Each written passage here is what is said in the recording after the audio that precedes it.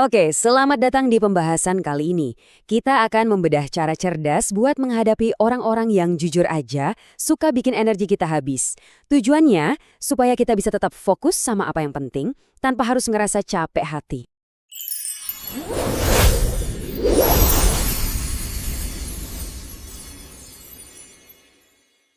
Oke, mari kita mulai dari sebuah masalah yang kayaknya semua orang di dunia ini pernah ngalamin deh. Pernah nggak sih kamu habis ketemu atau ngobrol sama seseorang, bukannya merasa seneng, malah rasanya kayak abis lari maraton. Capek banget. Nah, perasaan terkuras itulah yang kalau dibiarin bisa banget ngaruh ke semua aspek hidup kita. Ini dia kuncinya. Energi kita itu aset paling berharga yang kita punya. Jadi melindunginya itu wajib hukumnya. Sekarang, yuk kita coba pakai sebuah kerangka berpikir buat kenalin siapa aja sih orang-orang yang berpotensi jadi vampir energi di sekitar kita. Sekarang kita masuk ke panduan praktisnya. Kita akan bedah 5 tipe umum orang yang sering banget bikin energi kita bocor. Tujuannya supaya kita bisa lebih waspada dan tahu cara menyikapinya. Tipe pertama, si korban. Wah, ini nih, tipe orang yang selalu merasa jadi orang paling malang sedunia. Apapun yang terjadi, pasti salah orang lain, salah keadaan, salah dunia, pokoknya bukan salah dia. Capek kan dengarnya? Nah, di sini kita bisa lihat perbedaannya. Kontras banget kan, si korban itu fokusnya mencari pembenaran, merasa nggak punya kontrol. Sementara kebalikannya, orang yang bertanggung jawab, dia akan bilang, oke, ini masalahnya, apa yang bisa saya lakukan? Fokusnya ke solusi. Terus, gimana cara ngadepinnya?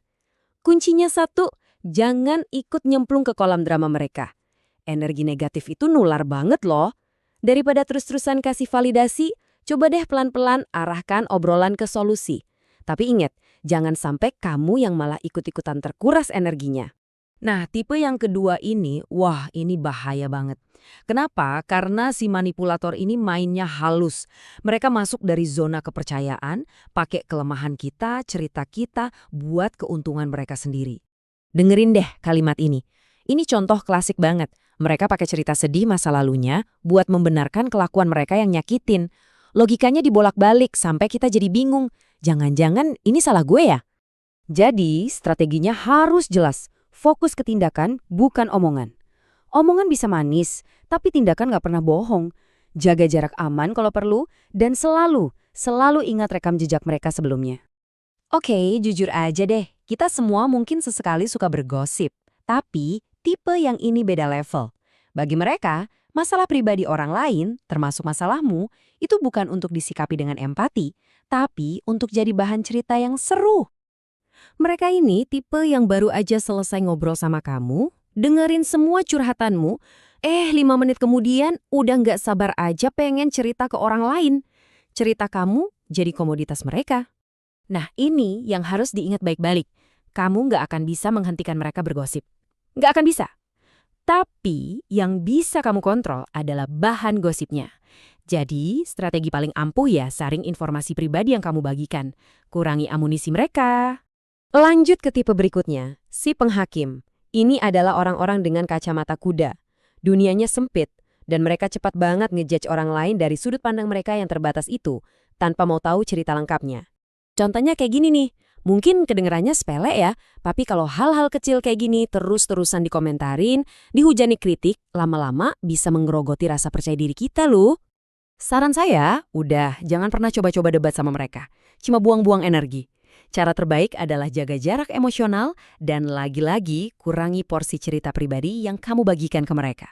Nah, ada satu tipe bonus nih, yang ini mungkin terasa sangat familiar ya, apalagi buat kita yang di Indonesia. Yap, si tukang ngutang. Tipe orang yang hubungannya sama kita lama-lama jadi murni transaksional.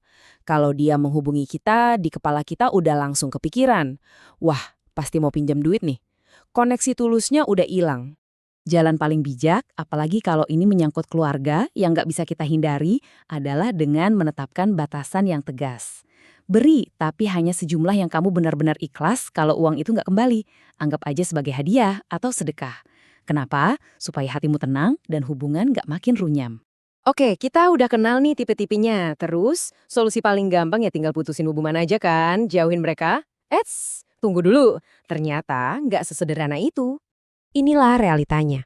Gimana kalau orang-orang ini adalah keluarga dekat kita? Ayah, ibu, kakak, adik. Gimana kalau mereka itu atasan di kantor? Atau bahkan anggota tim kita sendiri? Kita kan nggak bisa main pecat atau resign dari keluarga. Dan ini dia, poin terpenting dari seluruh pembahasan kita. Keahlian yang sesungguhnya kita butuhkan itu bukanlah menghindar, bukan lari, melainkan belajar untuk hidup berdampingan dengan cerdas. Kekuatannya ada di situ. Terus, gimana caranya hidup berdampingan dengan cerdas itu? Nah, ini dia panduan praktis yang bisa kita terapkan. Intinya adalah kita perlu memasang 5 batasan atau filter. Kitalah yang pegang kendali. Kita yang tentukan seberapa banyak cerita pribadi yang mau kita bagikan.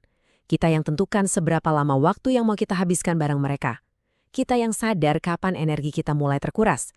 Kita yang jaga fokus kita biar nggak buyar.